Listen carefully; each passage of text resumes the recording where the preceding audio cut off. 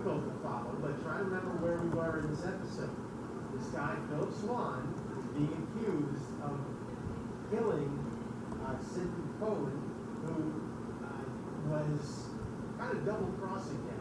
Philip Swan was like a real high-priced stock broker who was kind of running a Ponzi scheme and swindling people out of money, and he got beat at his own game, according to the prosecutors, by this guy Sid Cohen, who was like a real estate investor.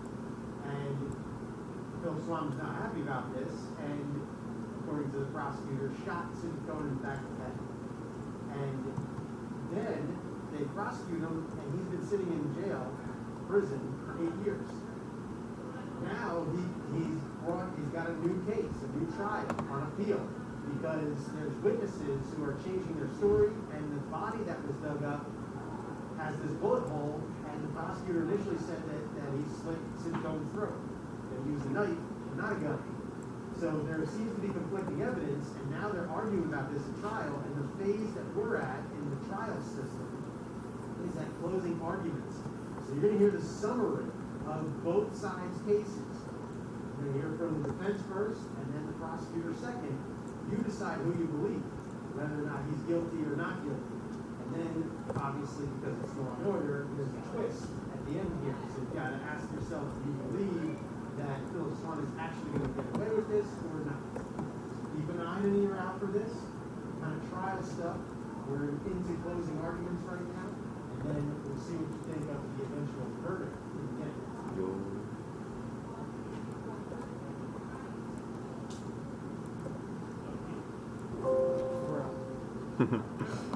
I found diamonds at least. And a mine shaft. 96 months, 2,920 days. We're going to be playing at the house. That is how much time I've spent in prison for killing a man that didn't even know he was dead until a few months ago. No, possible. First, and also for streaming a movie. Me of cutting Sid Cohen's throat, and was in fact killed by bullet wound. They claimed I buried him in New Jersey. He was found on Roosevelt Mountain. And what do they offer for proof? Perjured testimony. Now, in the real world, the community sleeps better if somebody is put in jail. And in the real world, prosecutors get promoted if they get convictions. And in the real world, the world assumes that if you're charged, you must be guilty. Now, it's assumptions like that that took away my life. So let me have what's left of it.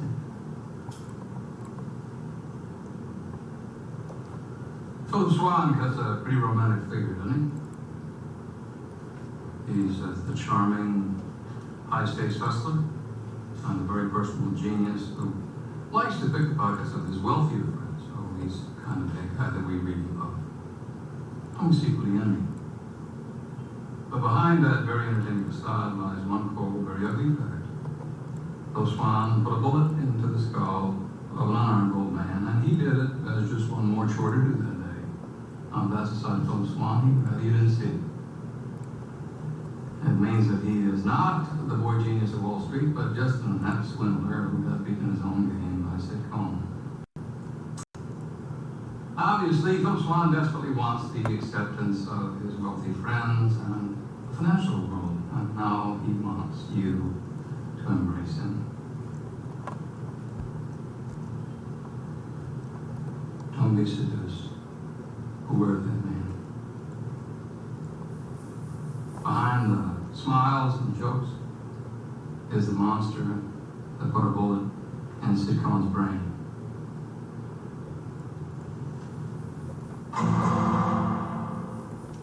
Will the defendant please rise? On the sole count of the indictment, murder in the second degree, how do you find? We find the defendant not guilty, Your Honor.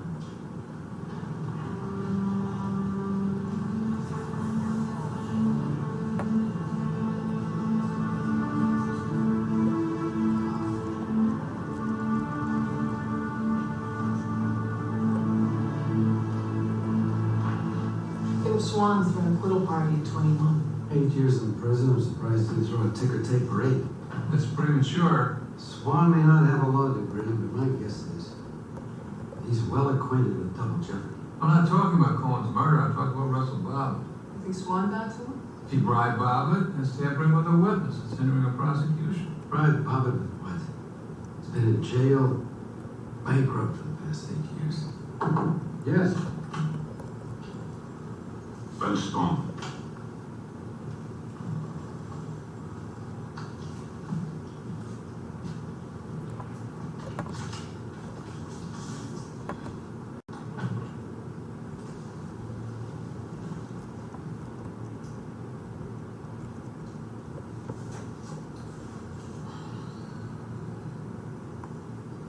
Swan's suing the state and Ben personally for $10 million.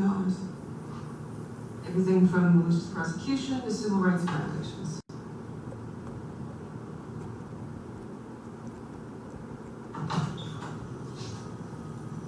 Just got off the phone with my Attorney General's office. Tells me there's an ugly rumor going around Court Street that you're representing yourself. It's better than anyone. Last time you set foot in civil court was 20 years ago when you were sworn in. You don't think I can do it? When Clarence Darrow in the courtroom as a defendant, he wasn't fool enough to go it alone. My immediate concerns are I don't give a Clarence. damn about your concerns. Liability here is joint and several. You lose, you ruin me in this office. I can live without this job, sir. There are some things I cannot live without. Your ego. Mr. Schiff, if a man who lies can go pro se and win, and a man who tells the truth can't, I don't want to be in this anymore. Yeah, well, that's just great. And this little son of a bitch could take your car, your condo, and your closet full of blue suits. Not if I win. Well, nothing would make me happier.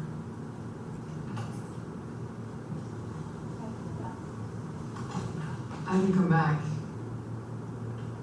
Oh, it's all right. Well, I have bad news and good news. Last month in Buckley v. Fitzsimmons, the Supreme Court took away the prosecutor's absolute immunity. The good news, it doesn't appear to be retroactive. Looks like time is on your side.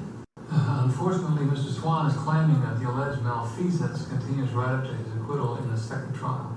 That's ridiculous. I know, but it would take an appeal to prove that. Claire, you don't have to do this. It's my problem. But it's on my own time.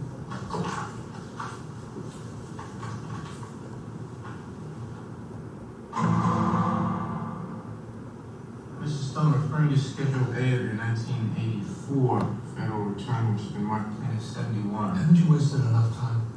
What's an ancient tax return got to do with this case? We both stipulated to waive all objections except as to form, Counselor. Your questions have to have at least the appearance of relevance. It's a deposition, not a trial. We both underneath fair game. You're trying to take advantage of my lack of formal training now, would you? I am trying to get out of here before the turn of the century. About that deduction, Ben. You should have gotten yourself a better divorce attorney. You another creep. This isn't a game. You don't like me, Ben? You're just waking up to that? Could that be the reason that you used perjured testimony to convict me in the first trial? There was no proof that Russell Bobbitt. Think again, Counselor. I was acquitted in the second trial. Therefore, a fortiori, Bobbitt must have been lying in the first. Ergo, you are collaterally stopped from trying to prove otherwise. It's not like this is my first case. Now, Ben, isn't it true that you were promoted to the position of Executive Assistant District Attorney immediately following my conviction? Well, he's certainly going for the jugular. Tax returns for the last 10 years. Push my life on the dissecting table and he drools over it. He is good. I don't know many lawyers who can recite chapter and verse on collateral estoppel.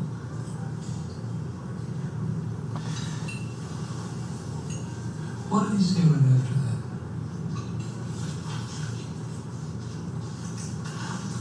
that? It's not like this case. Waiter, check, please. I don't see where you're going with this. If he had